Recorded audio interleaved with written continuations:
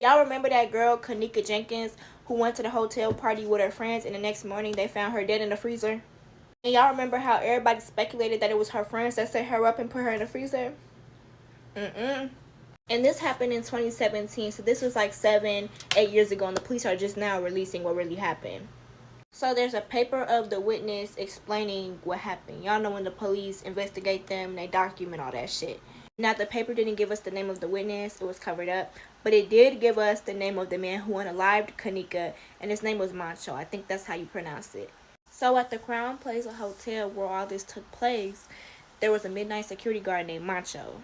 And the witness was Macho's homeboy. So the witness would go up to the hotel in the middle of the night, like twice a week, to smoke with Macho during his break. So they would go to the kitchen area that was closed and smoke in the cooler. So the witness said at around 3 o'clock in the morning during their session, some drunk chick walked in the cooler, which was obviously Kenneka.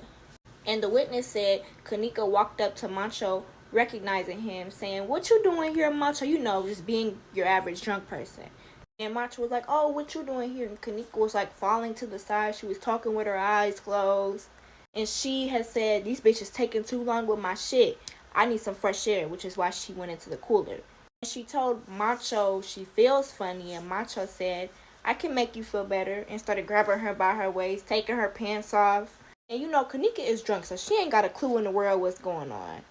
And she kept asking Macho what he was doing, and he just kept raping her.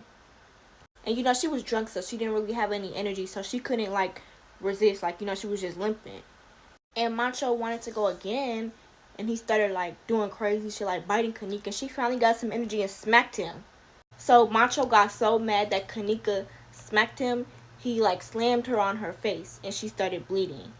And after Macho did all that, he threw her body into the freezer, closed the freezer, turned the freezer on, and they all just left her there.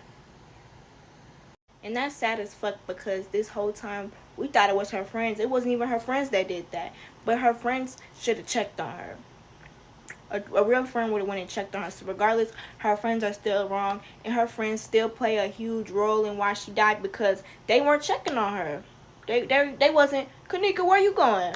They just let her wander off drunk.